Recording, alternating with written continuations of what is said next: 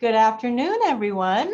Welcome to the Fall Grant Workshop from Rhode Island State Council on the Arts. My name is Lynn McCormick. I am the new Executive Director of RISCA, and I'm so thrilled. This is our first public kind of experience together, so yay! It's so nice to see so many old friends and new names on the attendance list here. And so I'm just really grateful for all of you being here with us today. Before we start, I do want to make a land acknowledgement that we are all together in Rhode Island on the unceded land of the Narragansett and Wampanoag people, and that we consider that in our work as we move forward together.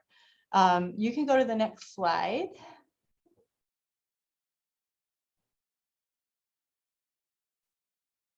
So many of you know who RISCA is, but for those of you who don't or might need a reminder on how we actually exist, the State Arts Council is a state agency supported by appropriations from the Rhode Island General Assembly and grants from the National Endowment for the Arts, a federal agency.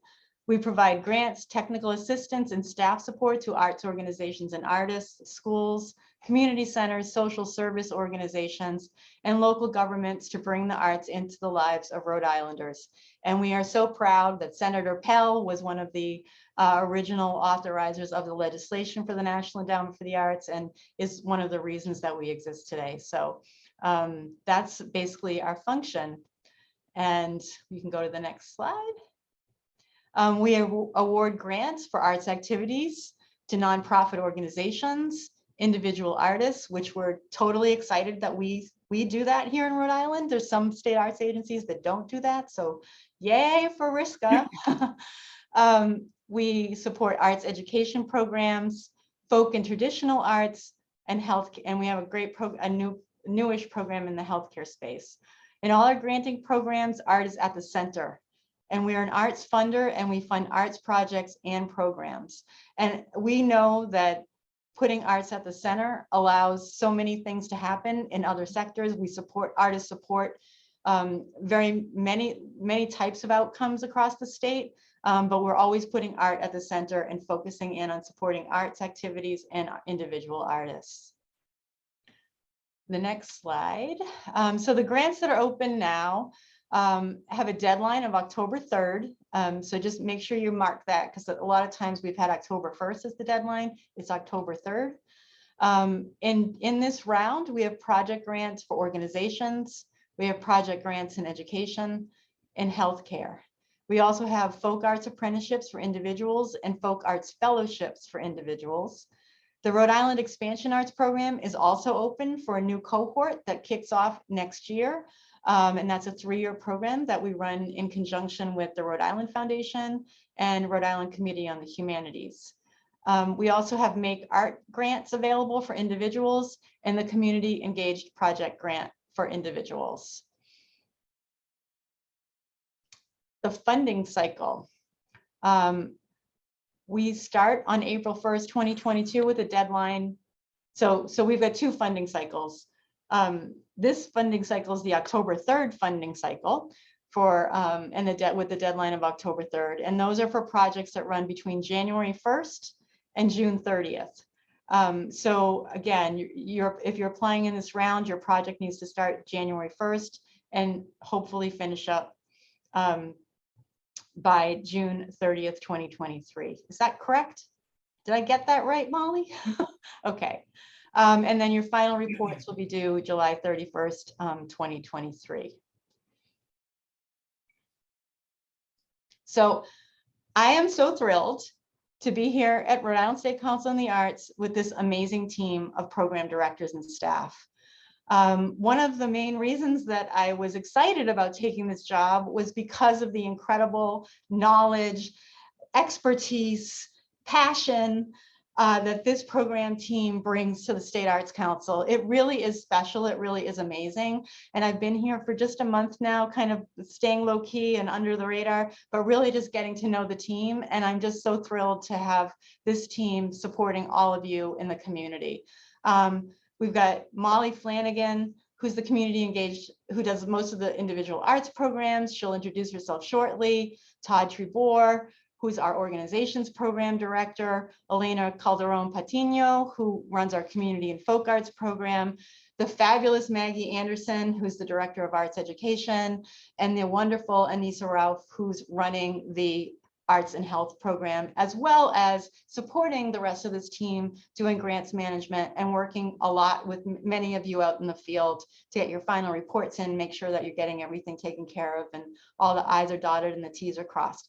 So without further ado, I want to turn it over to the team. They're going to take you through the whole grant program workshop, and they're going to talk about their individual programs. And I cannot wait to meet many of you in person over the next few months. So thank you so much. And I'm going to turn it over to Molly, and she's going to keep this thing moving.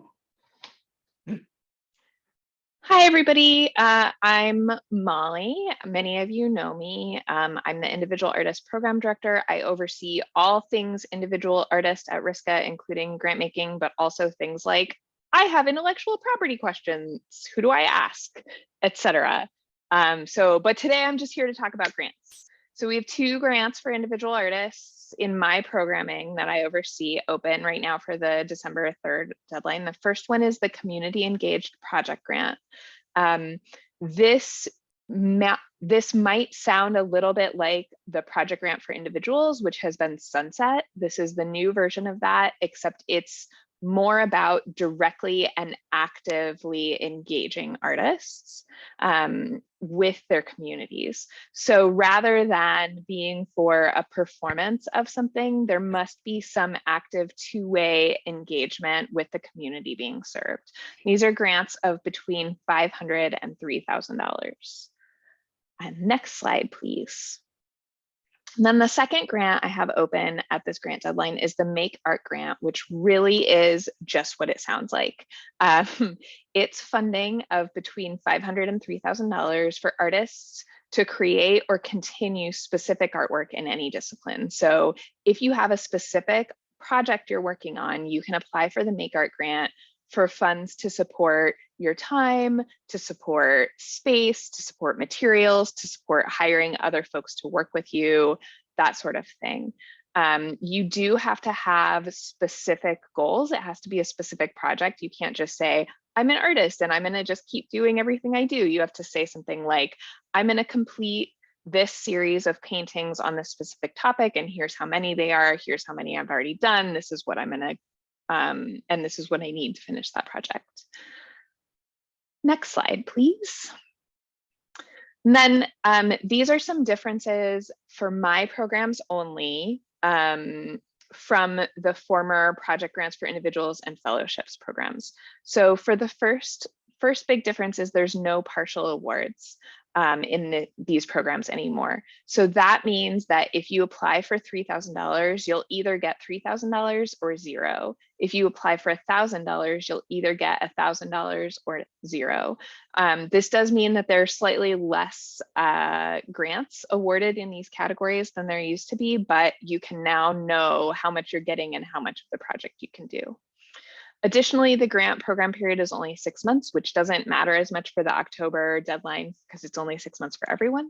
So if you apply at the October 3rd deadline, your grant project has to happen between January 1st and June 30th, 2023. The good news is the application is much shorter and much easier than it was for project grants for individuals. Woo!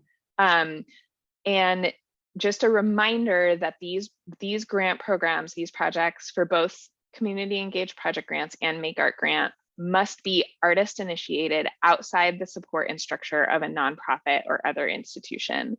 What this means is, like, if you have scheduled a concert at RISD Museum and they're doing the marketing and they are doing the logistics and it's part of their programming, even if they're not paying you, that's still part of their programming. That's a RISD project. That's within the support and structure of a nonprofit or an institution. But if you're renting space at AS220, and it's not, AS220 isn't doing marketing, isn't doing logistics, even if you're renting the space as an in-kind donation, then it would be your own project. And then finally, project grants for individuals and the fellowship programs other than folk arts are gone now, and they are not coming back. So it's CEPG Make Art Grant at this deadline. And I'm going to turn things over to my colleague, Elena Calderon-Patino. Thank you, Molly. My name is Elena Calderon-Patino, and I'm the director of the Community Arts Program. I oversee the Folk Arts Program, the Atrium Gallery, and the Rhode Island Expansion Arts. For this cycle, we have the Folk and Traditional Arts grants that are open, and the deadline is October 3rd, like Molly mentioned. For those who don't know, the folk arts are defined as those artistic practices which are community or family-based and express the community's aesthetic heritage and tradition. The learning process is informal and passed on from generation to generation by word of mouth, apprenticeship, and imitation. Next slide, please. We have two grant programs, the Folk Art Apprenticeship, which are designed to foster the sharing of traditional folk artistic skills between a mentor artist and an apprentice, and grants are up to $3,000. The nice thing about the apprenticeship as well is that if a person applies the first year, they can apply for 3 years in a row. So you can really, it's a really good foundation for between a master, mentor, artist, and the apprentice. The other grant is the Folk Art Fellowship, and that provides support to individual artists who demonstrate the highest level of skill and accomplishments in their craft. There are 2 awards, $5,000 and $1,000. The important thing about both of these is that the very first thing a person needs to do is make an appointment with me. We need to have a sit down just to make sure that before you go through all the application, make sure that it's the right fit. I'm available anytime. Our communications director, Faye Zuckerman, did a great job of posting all the one-on-ones and office hours and all the times that we are available on the RISCA blog. So make sure you check that out. That's for me and for everybody else. Next slide, please.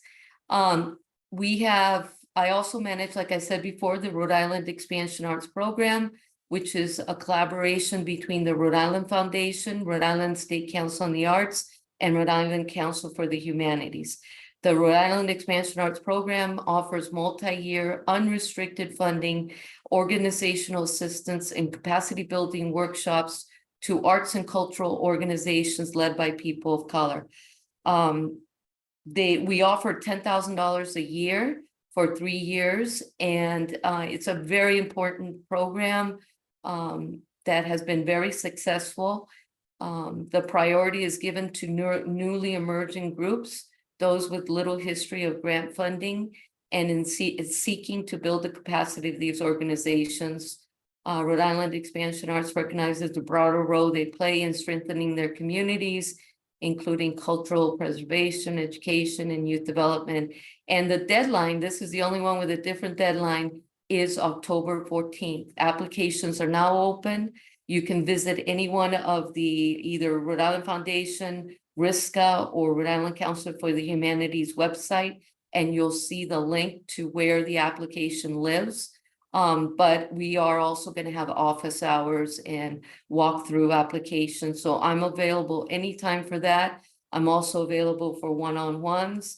This is Providence. This is Rhode Island, which is a beautiful state full of cultural organizations. And that's why this program is so important to us at RISCA. And now I'm going to pass it over to Todd. Thank you, Elena. My name is Todd Trebor. My pronouns are he, him, and his. And I'm the organizations program director at RISCA. The shorthand I usually say is I'm the jelly to Molly's peanut butter. So the similar things that Molly does for artists in the state, I do for nonprofit arts and culture organizations, very often in collaboration with my colleague Elena Calderon-Patino. So I need to talk about one particularly unsexy thing first. thing first, which is a requirement that the federal government is now requiring of any nonprofit organization or just entity who's applying for federally sourced funds, which RISCA grants are. It's called a SAM UEI, and it's a unique identifying number that, again, the federal government just requires anyone receiving federal funds to have. For those of you for whom this is not your first rodeo and you've applied for grants from RISCA before or from other entities that grant out federal funds, this is replacing the DUNS number. So if you are like, SAM UEI, this is the first time hearing about it, and you're planning on applying for any of the grants after this slide that are for organizations, so project grant for organizations, which I'm going to talk about, project grants for education, which my colleague Maggie is going to talk about, or project grants in healthcare, which Anissa are going to talk about, you're going to need this. The ones before this slide, you will not need this. So you're going to want to go to sam.gov to request this number. It's a federal process happening at the federal government level, so we can't be super helpful with it. But if you're running into any issues with it, please feel free to email myself and Anissa. You're going to get our email addresses at the end of this workshop. If you don't have a SAM UEI number by the October 3rd deadline, again, you can email Anissa or I about it, and we'll tell you what to do in relationship to that issue. Next slide, please. So the main grant program that I manage is a project grants for organizations, as well as our general operating support for organizations program, which has an April deadline. We'll talk about that later. Project grants for organizations has an October 3rd deadline, and it is a very broad program. It used to be called Arts Access for those of you who applied for grants before from RISCA, perhaps in this program. The grant is for up to $3,000 for any publicly engaged arts and culture program. And the broadness comes in the kinds of things that it funds and has funded. So in this program, we've had panels fund things as large as festivals, such as Pawtucket Arts Festival, or Oasis International's African Summer Bash, or the Rhode Island Cape Verdean Heritage Subcommittee's annual festival in July. We've also had panel support projects that are more intimate in nature and engage fewer people, but in a very deep and meaningful way, such as the Rhode Center for World Music in Coventry's African steel drum ensembles, or Refocus, their little clay studio for adults with developmental disabilities. So again, a variety of things are funded in this program category. It's a really exciting program category to be managing, I have to say. Next slide, please. So again, as I mentioned, this program has deadlines of both April 1st and this year, October 3rd. For this program, you have to be a nonprofit, or if you're not a nonprofit organization, but a group of people or an unincorporated group, et cetera, you can ask a nonprofit to fiscally sponsor you, which I'll talk about in a moment. We're still communicating this since this is a change. The Arts Access Grant Program, which is the prior version of this grant program, used to have a cash match requirement. That is no longer the case. It's similar to Molly's grant programs that she was identifying, where you don't need to show any kind of money from somewhere else that you're matching the money you're asking for. We understand that many organizations and many communities just can't do that. It's not feasible for them. Next slide, please. So fiscal sponsorships, for those of you who are like, maybe this is something I need to know about. So essentially what it means to be fiscally sponsored is if you are not a nonprofit organization, but you're a group of people or an organization that's just not yet filed your paperwork or is not interested in filing your paperwork to be a federally recognized nonprofit, you can still submit an application to RISCA. You just need a nonprofit organization to be your fiscal sponsor. All this means practically is that the application is submitted in their name. And if this is something that you need to do or interested in doing, again, you can reach out to me about it and I'll give you some more details there in terms of what you need from a fiscal sponsor. Again, these are changes we're highlighting for those of you who are familiar with this kind of topic before. Any organization, including an organization that is in the general operating support program for RISCA, such as AS220 or Rhode Island Latino Arts or Trinity Repertory Company, et cetera, they can be a fiscal sponsor for your grant application. They can fiscally sponsor as many grant applications as they want. You could ask your local church or library to be your fiscal sponsor as well. We usually recommend in these scenarios, you ask someone you have a relationship with. Essentially what they're gonna do is just receive the check on your behalf. It's a federal requirement that this money go to nonprofits, and that's our workaround to ensure that all the communities that we have in Rhode Island who are very much deserving of state support access that state support. We made this change because it's an equity issue, certainly, for particularly organizations based in BIPOC communities, but also organizations in our more rural parts of the state. can I jump in, Todd, on that? Please, Just want to remind everyone that if you do have a fiscal sponsor, it still requires that they have a SAM UEI number. So just remember that that has to happen with any organization that's getting a grant from RISCA or from the state, actually. So just that SAM UEI thing still sticks for organizations that are fiscal sponsors. And just before you go on, I do want to just shout out the staff of RISCA for doing such an amazing job with the recasting of the grants at RISCA. They've really been able to do an incredible job centering equity and access and changing some of these match requirements, and also just thinking about language access. So I just want to give them a huge shout out. They did a great job over the last 6 months, and they just really deserve a big round of applause, actually, from all of you. Turn it back to you. No, very much appreciated. Thank you, Lynn. Next slide, please. And I think this might be Maggie. I will turn it over to my friend and colleague, Maggie. Thank you, Todd. So my name is Maggie Anderson. My pronouns are she, her, hers, and I'm the Arts and Education Director at the Rhode Island State Council on the Arts. We are really excited to relaunch Project Grants in Education. They were not open in the April deadline because they were going under the overhaul process that Lynn just referenced. So this is the new and improved Project Grants in Education, and we're really excited to offer it.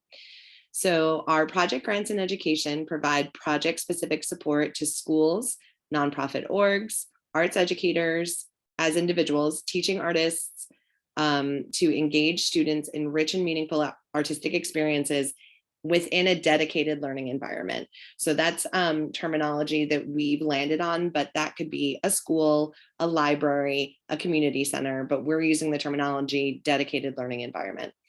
Projects must be experiential, so participatory, and they have to focus on the exploration of art and the artistic process.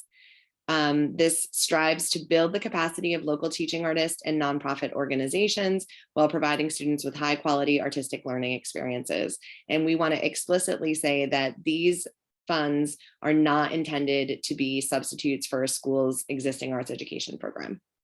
Next slide, please. So here are some of the key changes.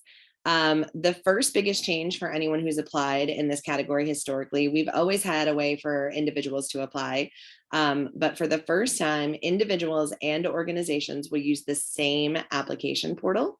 So everybody will use the Foundant Organization portal to apply for this grant fund. There is a minimum ask of $1,000 for organizations or individuals and a maximum ask of $10,000 for organizations and $3,000 for individuals. As I mentioned, you can be a school, public, private, charter, alternative school, state-run school, a nonprofit or fiscally sponsored organization, or an individual arts educator or teaching artist. If you are an individual, you need to have a letter of support from the school that you're going to be working in as part of the application. So that's a little bit of a change, and I'll talk about that a little bit more in a second. There is still a cash match attached to this, but we've really thought about it deeply. So very quickly and very high level, I'm just going to go over that. An individual does not have to have a cash match. So therefore, anybody, individual or organization asking for $3,000 or less, there is no cash match required. If you are asking for more than $3,000, there is a chance that you will have to show a cash match. However, you will not have to show a cash match if this is the pilot year of the program. So this is your seed funding. And we've defined the pilot of a program as the first or second year. You do not have to show a cash match if the organization you're representing or the school you're representing either meets free or reduced price lunch criteria or state identified need criteria. State identified need criteria is language from the Rhode Island Department of Education, and we put that right in the application. So again, you may have to show a cash match if you ask for $3,000 or more. However, if it's a pilot year, or if you represent a school or organization that meets state identified need criteria, you will not have to show a match. Next. Okay, so the project requirements have changed a little bit, but they're in a very great way. We do still ask the applicant to have a clear lesson plan and clearly stated learning goals, but those are now self-identified.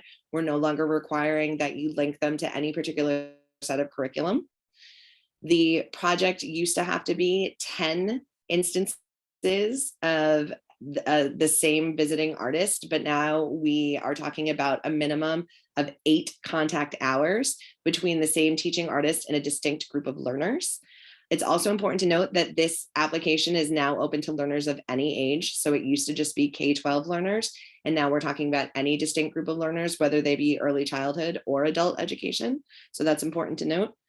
The 8 contact hours can't all occur in the same day, so we're still not funding exposure arts education. So no assemblies or things of that nature. This has to be deep participatory art making.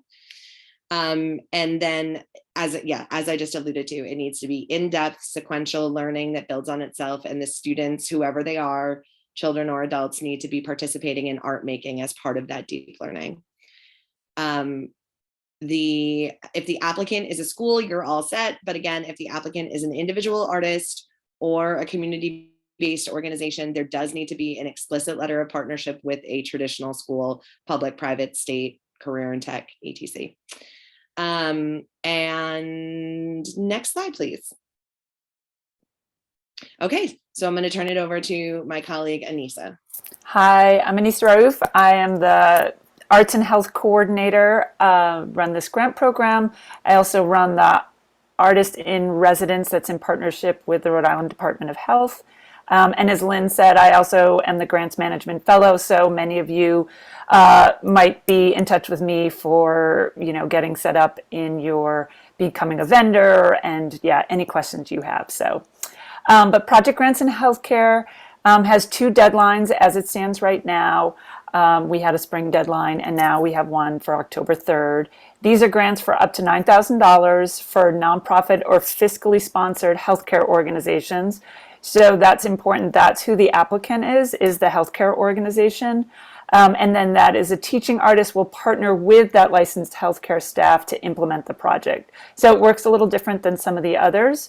And this grant supports art projects that promote and facilitate individual health and healing through participatory arts engagement as a primary focus of the project. The art activities may occur in hospitals or other healthcare settings, such as hospices, community health agencies, and may incorporate professional development components for the healthcare staff as well, because we understand that not only the patients need health and healing, but the staff as well. So that's an important piece. This grant requires a 1-to-1 match, meaning the grant request in this category may not exceed 50% of the total project budget. 25% of the match can be in kind. So for example, a participating healthcare provider's salary can be figured in at an hourly rate.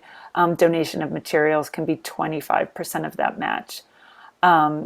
And we also encourage in-kind contributions to help demonstrate support of the project from the healthcare institution. And I'm happy to answer more questions later. And just to say, I'm in the process of restructuring this grant program. I spent time alongside Maggie as she was doing the education to restructure this program. And starting in January, I will be opening up new guidelines. So stay tuned about that. Oh.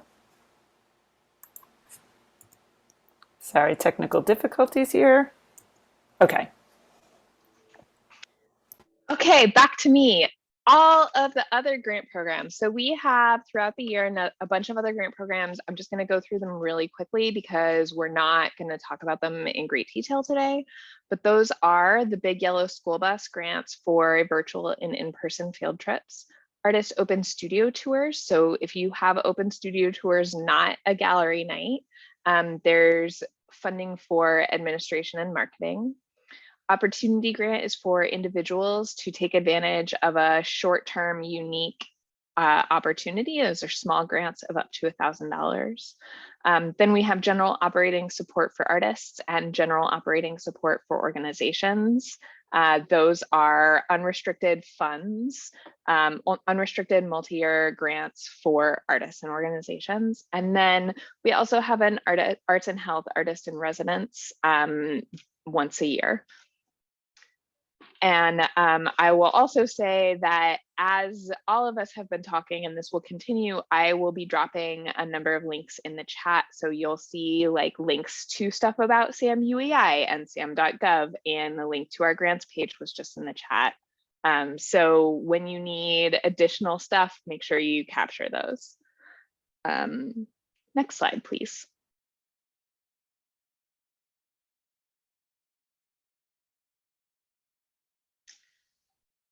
And I'm going to turn it back over to Todd. Thank you. Thank you, Molly. So we're going to go over next the application process at RISCA. This is actually a handy dandy list that Molly made, written in very direct Molly speak that I appreciate and enjoy. So first off, the thing that we recommend is you read the guidelines for the grant program that you're applying to twice.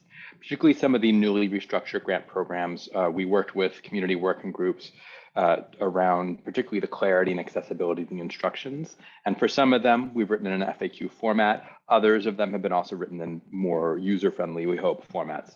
So read them twice, as it'll answer a lot of the nitpicky questions, so that if you do choose to talk to a staff member about your project idea, totally optional, but something available to you if you'd like to, you'll be able to make the most of your time with them and really talk about your idea, your project, or your application and get substantive feedback from them. As Molly mentioned, she has dropped and will drop in links relevant to signing up to chat with us, including an entire blog post just about support options. When you're ready to apply for your grant, to start that process of writing it, et cetera, you're going to create a profile in Fondant, which is RISCA's online grant system. A link to the grant system can be found all over our website. You go to the grants page, there's a link there, and you will also find links to the grant system within each grant program page, the link that's relevant and germane to that particular grant program. I'm going to actually flip number 4 here. You're going to want to gather the support materials first and then write the application. Many of our new project grant programs in particular ask for support materials when possible from one's community or that they're engaging to speak to the importance of the project. Those things are just going to take some time and coordination, right? If you're asking a friend or a community member to write a letter of support of what you're doing. So gather those first and then start writing your application. You're going to hit the submit button on your application in Fondant before the deadline, which to answer a question we get frequently is 11:59 p.m. on October 3rd. So don't hit the button at 11:58. That sounds really dangerous, doesn't it? Ideally, submit it in advance of that.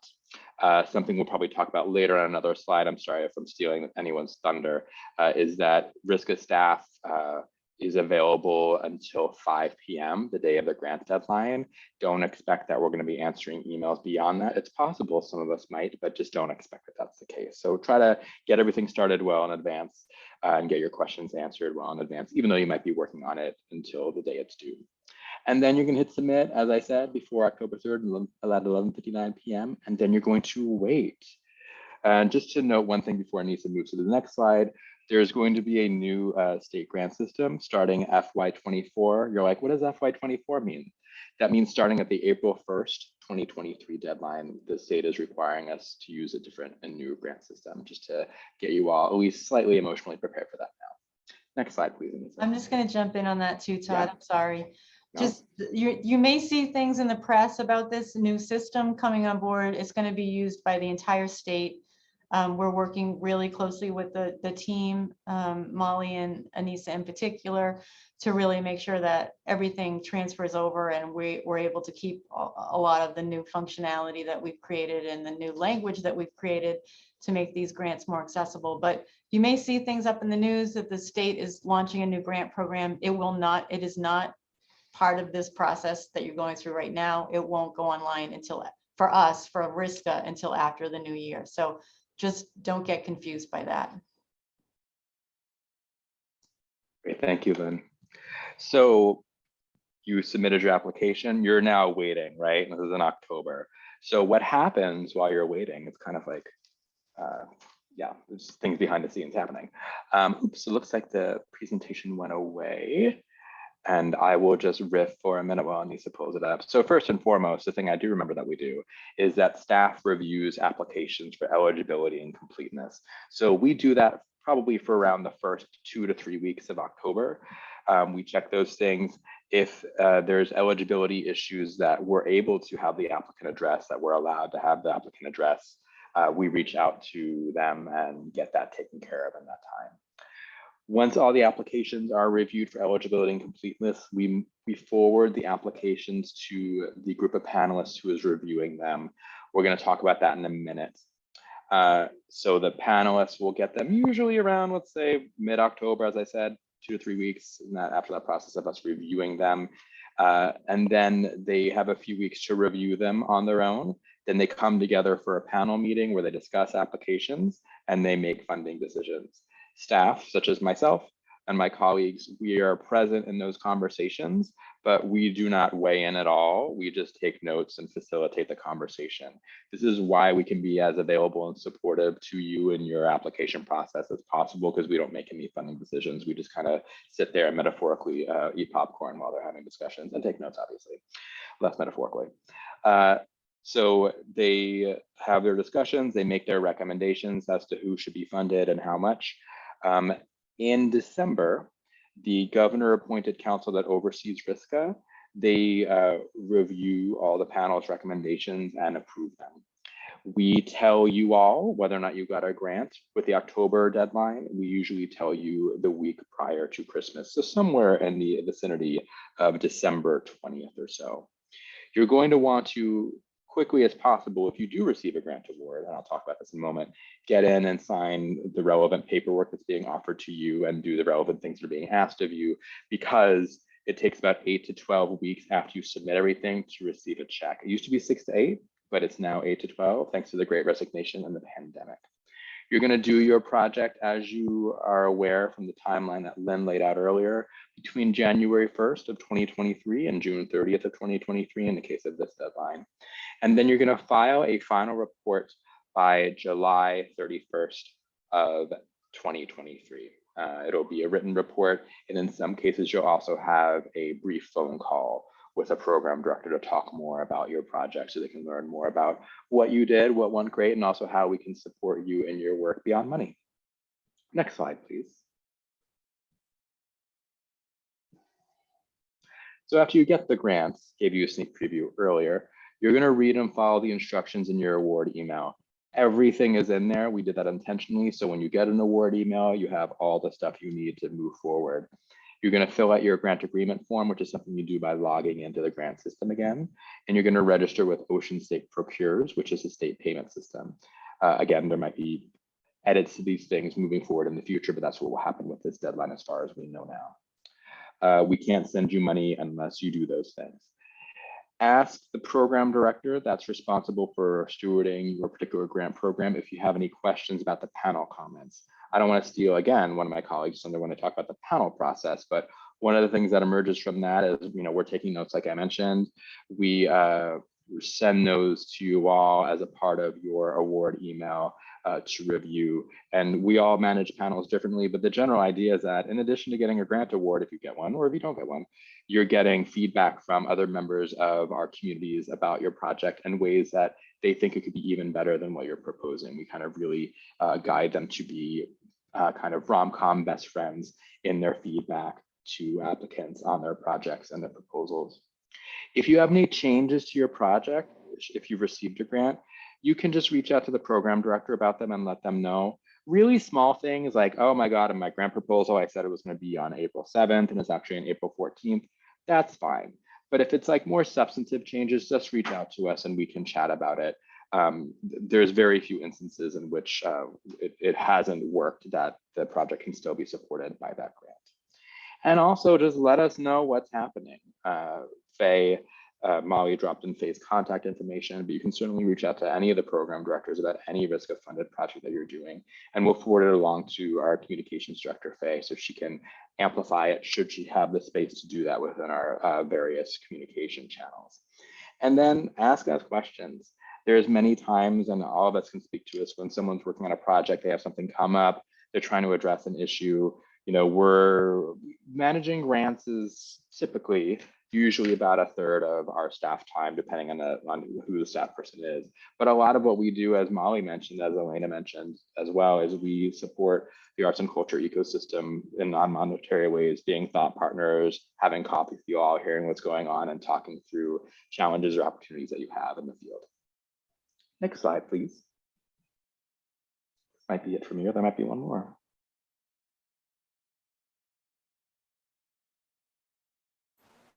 Hold on, it's being finicky.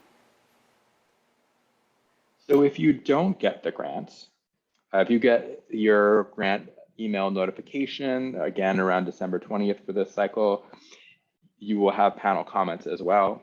You can ask the program director managing the program if you want to talk more and get feedback from them about your application based on the panel comments. Again, we're in those rooms, we're hearing things, we have our own opinions, and we can also speak to what are trends that we see among panels to relate a comment being like, oh, that comment is actually a kind of comment I've heard before, et cetera, it's worthwhile addressing. And just let you know if there's things where like, maybe that one isn't as useful to you all in reconceptualizing or judging your project. We typically start having meetings about the upcoming deadline, grant deadline, once the grant's open for that.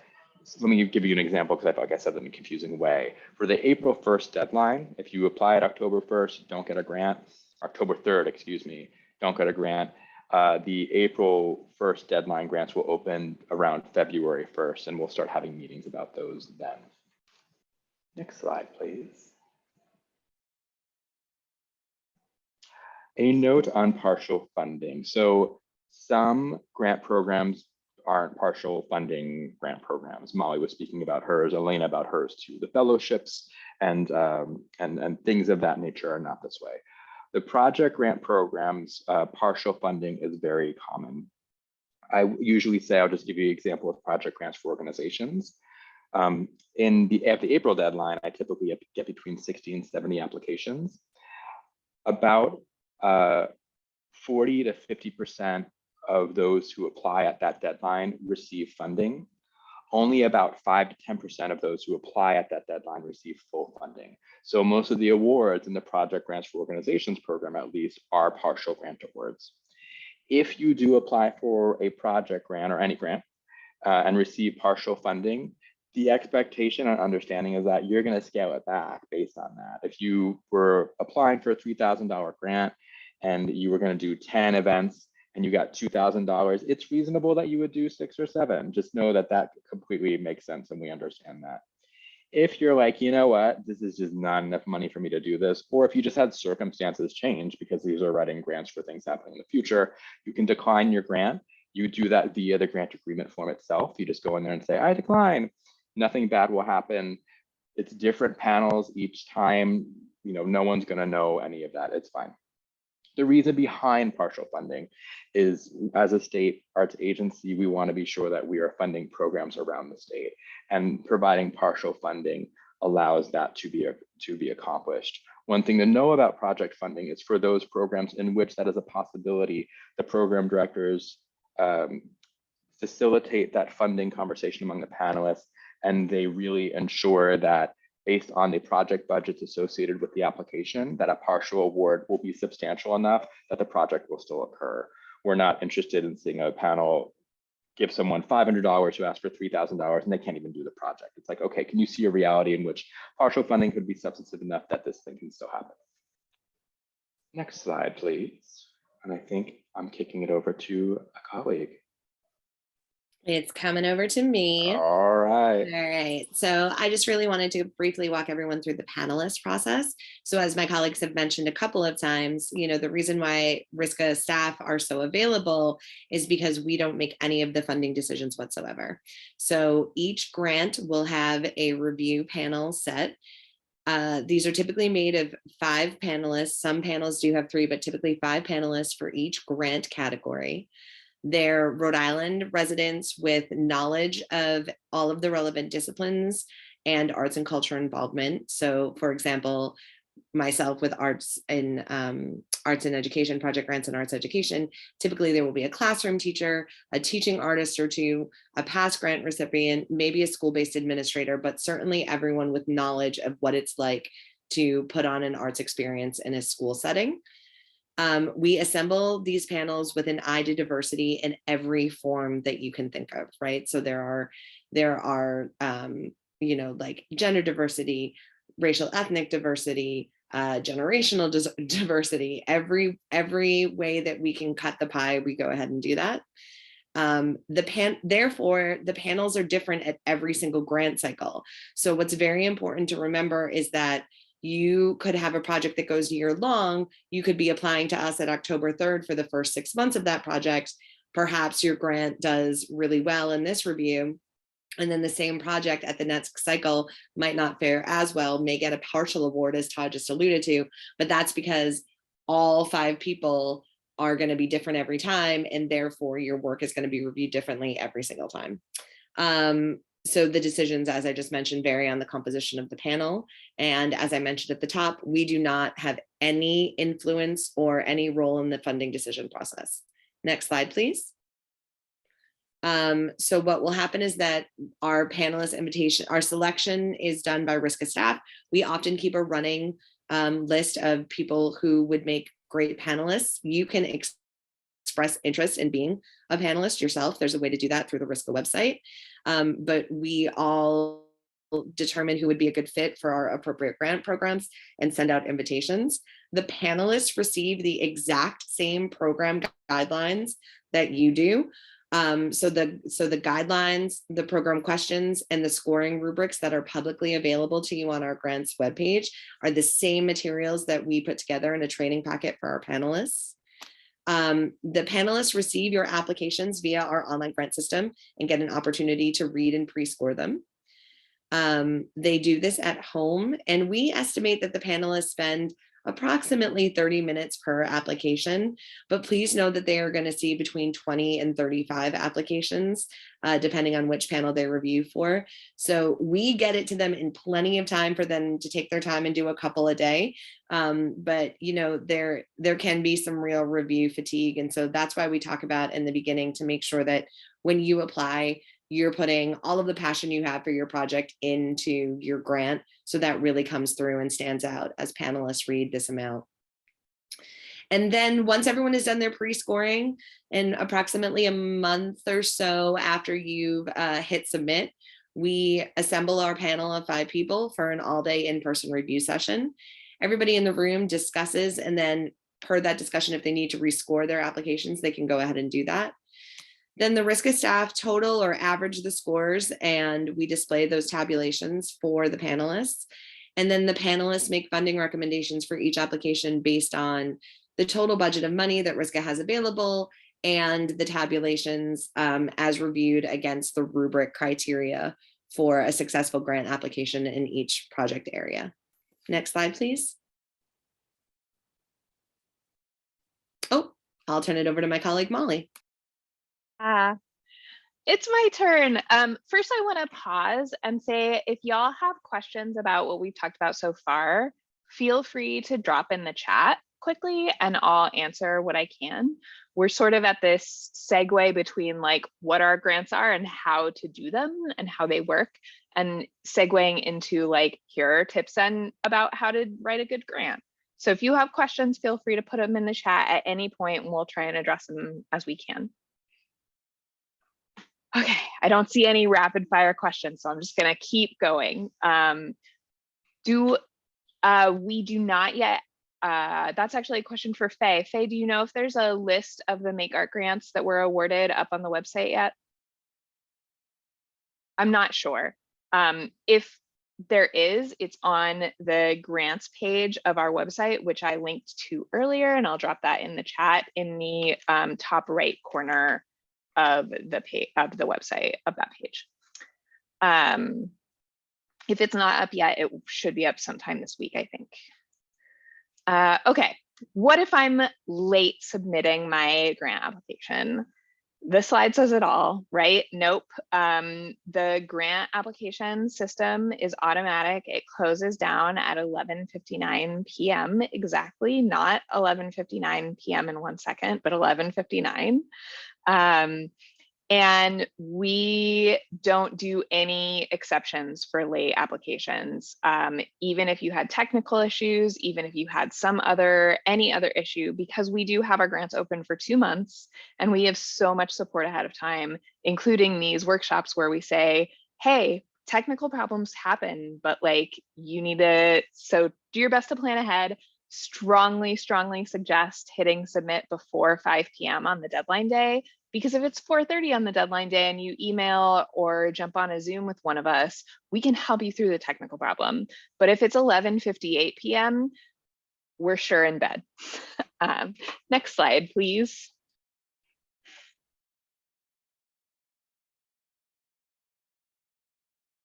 Okay, so my biggest grant writing tip is to thoroughly read and follow the directions. This sounds really silly when I put it that simply, but I will say, based on my now 5.5 years at RISCA and also talking to folks outside of the arts and culture field, about 50% of grant applications we see, and that's not just at RISCA, that's like grant applications for big science projects and hospitals and stuff where they have like multiple professional grant writers. About 50% of them do not do this one quick tip. They don't thoroughly read and follow all of the directions. So if you are confused, if you have any questions, look at what the directions are, look at what the question's asking, and do what that says. And that will usually help you out. Next slide, please. So everything else after don't be late and thoroughly read and follow the directions is just gravy. So here's some other stuff we hope you'll do. Be excited about your project. The people reading your grant applications are going to start from a place of excitement and interest. They're all people who, with a connection to arts and culture, they all already think art is important and valuable. You don't have to make that case to these folks. They're already on that page. They already want to fund your project, but they're going to want to fund your project more if it seems like you're excited about it. Definitely address the grant applications to questions directly and fully. This is a sneaky follow the directions tip. But really know that a lot of thought went into the questions that we are asking, and they're directly connected to the rubrics that the panelists are using to score your applications. So really look at that question and make sure you're fully answering it.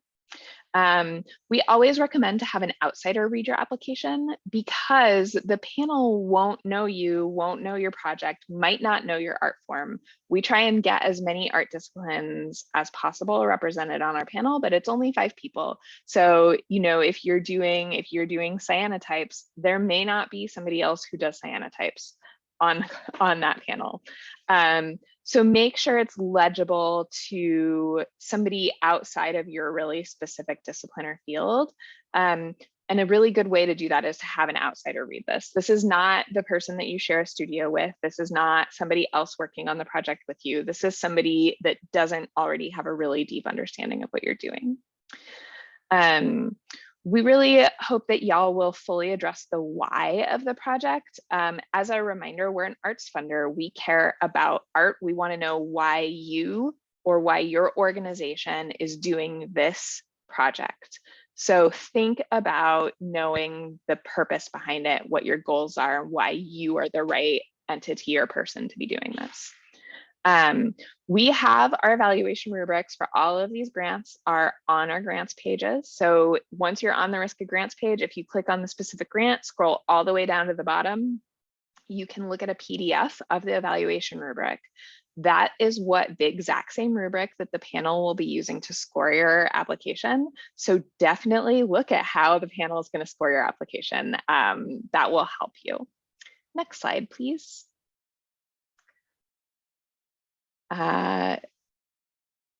Okay, so I have 2 questions in the chat. One is a really specific question from Claire. I will say probably, Claire, you're going to want to look at the Make Art grant, but look at all of the grant guidelines.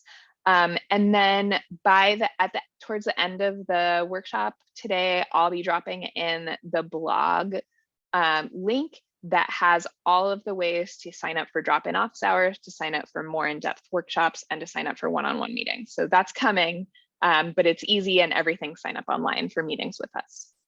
Okay, back to grant writing tips. Don't wait for the last minute. As I said before, you know, if you have a technical problem at 11:50 p.m., you're out of luck. If you're like, oh, I really want this letter of support, but it's the day before the grant deadline, you might not be able to get a community member to write you a letter of support, or you might need, you know, some budgetary number that you can't have. So I would really recommend starting to work on your application at least a week or two before the deadline. And then, as Todd and Maggie both highlighted, we don't make any decisions. RISCA staff gets to have no opinions. So our job is literally to help you with your grant application. I will say our appointment and slots do fill up, particularly towards the deadline day. We'll do our best to get you the help and support you need. But if you're asking the week before the grant deadline, we'll do our best, but it might not be possible.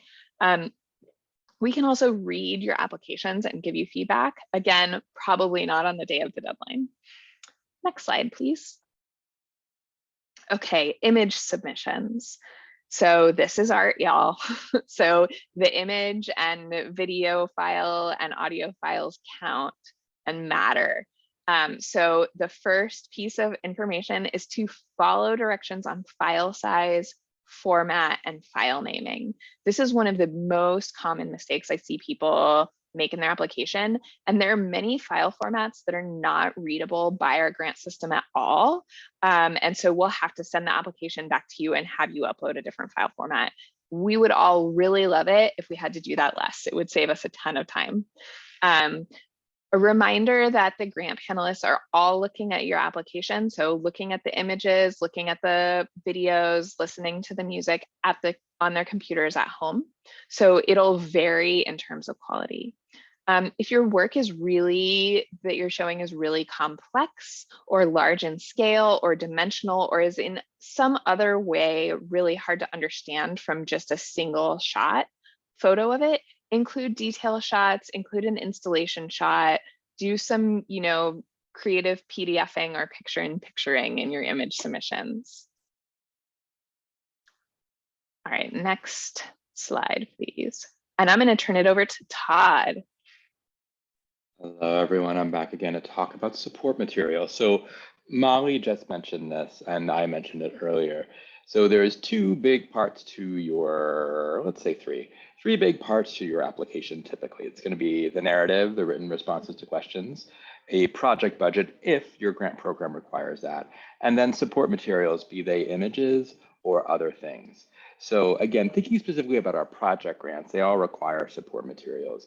And what has happened, or what happens often, is people focus very much on the narrative, which makes sense. But we're highlighting this because this is a really critical part of the application, that within the evaluation rubrics, we ask for panelists to evaluate the support materials associated with an application. Support materials are things like letters of support, things like images, like Molly just shared, video, etc. I'll talk more about different types of support materials in a minute, but they help tell the story of your work, of your project, and in some cases, if you're an organization, the story of your organization. You're going to want to think about when you're selecting the support materials for your given application. There'll be specific directions as to what they should be. Community support materials, materials displaying, you know, the support you have for your project within a community, maybe things more about the art making or artwork itself. So follow those directions within the application, certainly. You're going to want to remember your audience here. As Maggie said, panels are reviewing anywhere between 20 and 35 applications with 30 minutes per application. So you don't want to give them a ton of things. You can use all the slots available to you. But for instance, if you're writing a project grant to support a series of playwriting workshops in a community, you don't want to submit a 100-page play as a support material, because realistically, a panel's not going to read that. You're going to want to curate it. So maybe you have selected passages over a couple of pages, etc. You can definitely put more than one image in a Word document and make it into a PDF and submit that as a support material, particularly for a project grant, right? You might make different decisions if you're applying for something that's very specific in terms of, fellowship or etc. Again, you want to make sure they're not too long. I'll get a little bit in the weeds here. Letters of support. I often see people put them together into one file. I would say, like, the rule of thumb, if it's longer than 2 or 3 pages, it's probably too long. All right, that's probably the max you want to do for each support material upload possible in an application. And you want to be sure they relate to the review criteria. One of the things that I just mentioned, community support materials, for some of our grant programs, the largest evaluation criteria, which is often 50% of the score, is something like community engagement or community relevancy. So again, why you need to get those letters of support or other supporting things from the community earlier is because we want to see that as a part of the application. I also often recommend that people in spaces where they have different options in terms of what they can present. Again, think about how the support materials speak to the evaluation criteria, but also think about how you can have a diverse array of them. So if you have, let's say, 5 slots to submit support materials, not having all of them be letters of support, but some letters of support, some images, maybe some video of things if you have videos of work. A lot of these, these projects are all arts and culture in focus. And why we're hammering so hard on support materials is that's where arts and culture projects really sing or really show vibrancy, is through visual media or audio media often, and those are all up for grabs to submit. Next slide, please. So just to review, these are some examples of support material, and I've touched on many of them already. You can also include press, so reviews or newspaper articles just about you or about your organization or about past work you as an individual or you as a part of an organization have done. Marketing collateral posters is totally fine. I often talk to organizations too about, it's great as a way to get a community support material to reach out to people who have participated in your programs or participated in something you've done before and just ask for their reaction or ask for their positive feedback. I've had people submit, 1 or 2 page Word documents that are very simple, but just have like lists of quotes from people, semi-anonymously attributed or anonymously attributed, something along those lines. Next slide, please. And now it's budget time. So as I mentioned, 3 parts of the applications generally for many programs: narrative, support materials of the application, and then for project grants, the project budget. RISCA hired the artist Jory Ketton, artist and arts administrator, to make this video explaining how to fill out a RISCA project budget. Project budgets are slightly different between programs. This particular video focuses on the project budget for Make Art and community engaged project grants. It's also definitely applicable to our project grants for organizations project budget, and some of the other ones are slightly different here. We'll let Jory take us away here on a 2 to 3 minute video journey explaining project budgets.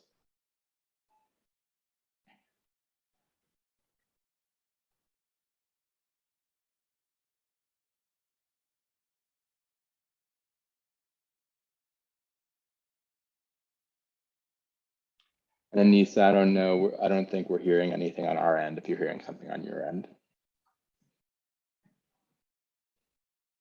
And you're muted also still, Anissa, so you'll need to unmute.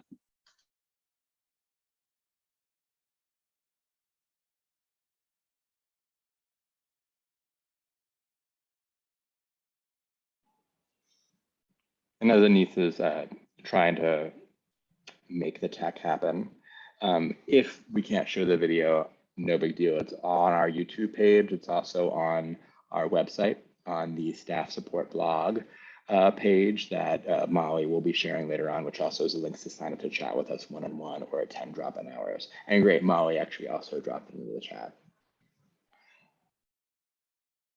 Oh, cool. Here we go.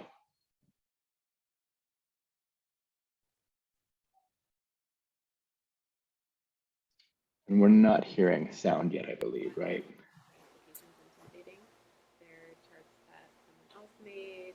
And turn it up if you can, Anissa.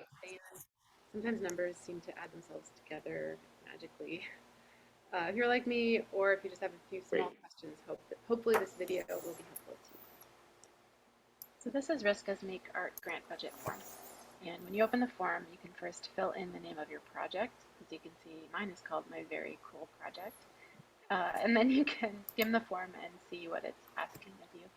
So you'll notice there's one section called Revenue and another section called Expenses. And that's it. That's the whole form.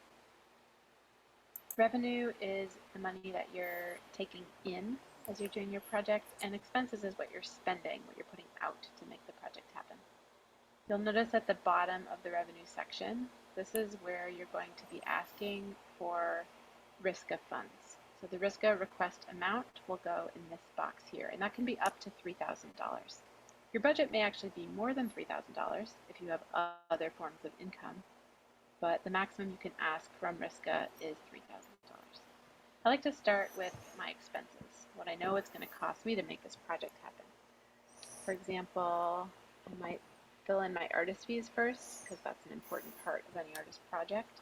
I'll pay myself and I'll pay collaborators. In the budget notes section, I'll fill in details.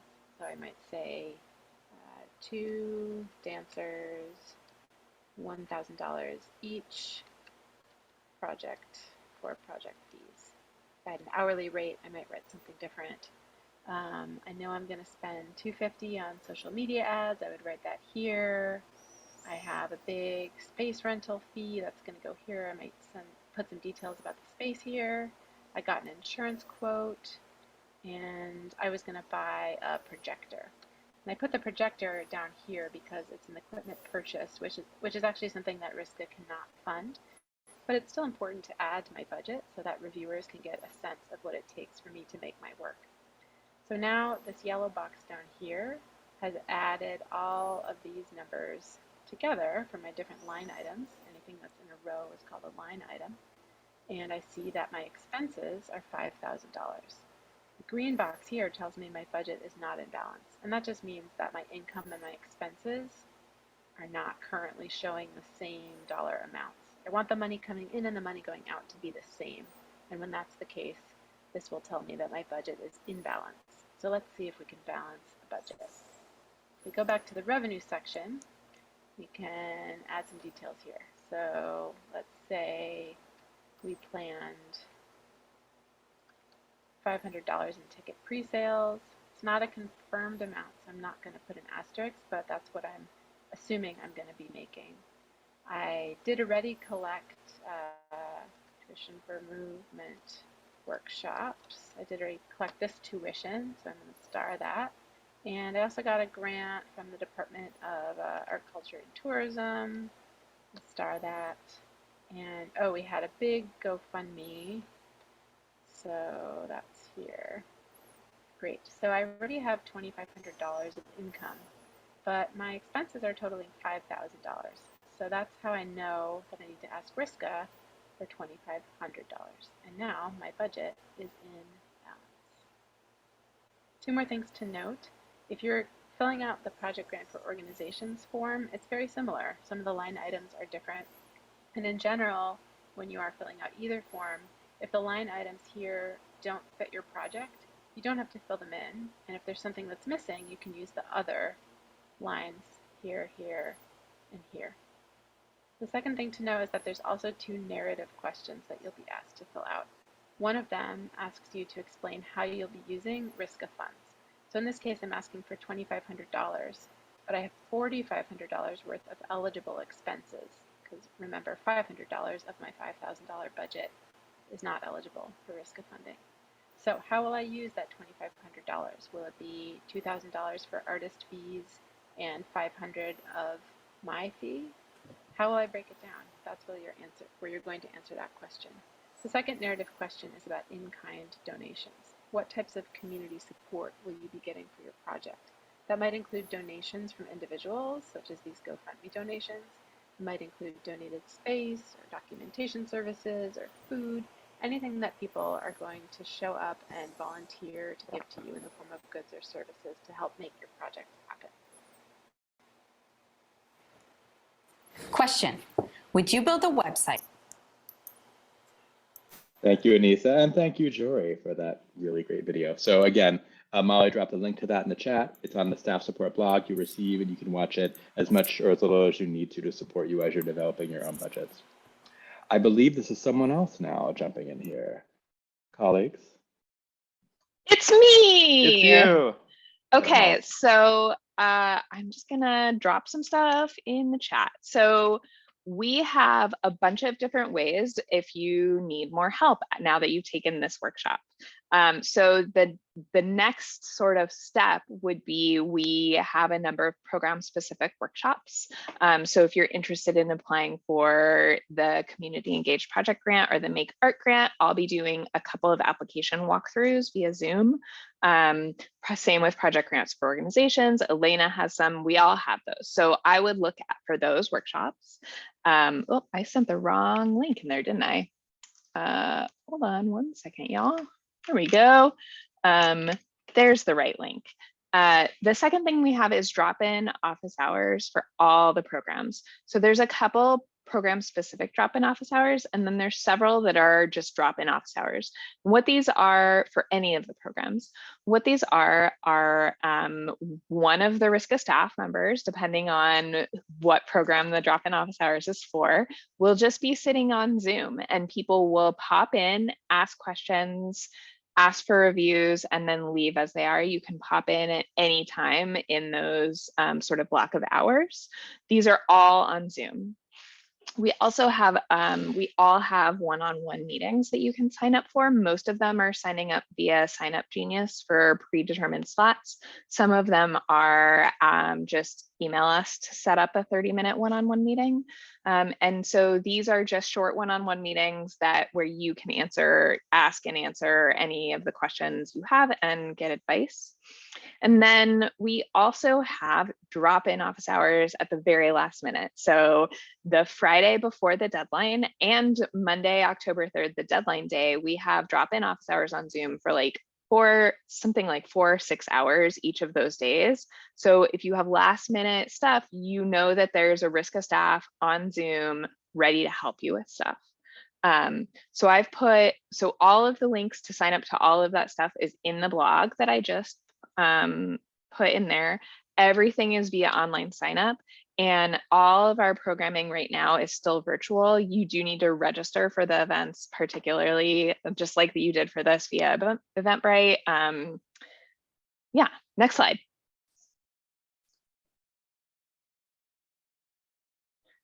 And then we also have 2 Facebook peer support groups. These are not places to post your shows or exhibitions. These are places to post questions you have, needs you have. If you're doing a professional development workshop, if you know about a funding opportunity, if you're looking for specific tools or advice. These are Facebook groups, so anyone can post, though you do have to have your posts approved, and Todd and I run these. There's one for artists and creatives, one for arts administrators. Feel free to join both of them. And the next slide, I think, is just questions, y'all. It is questions. So Anissa, if you want to stop sharing, we have about 13 minutes. If you want to drop whatever questions y'all have in the chat at this moment, and then, if there's not a bunch, maybe we can ask you to unmute. So take it away, y'all. What questions do you have?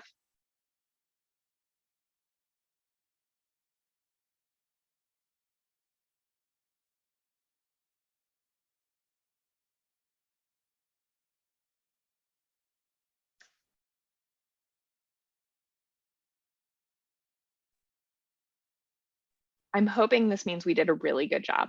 It definitely does. Molly, you could probably stop the recording as well. Yes.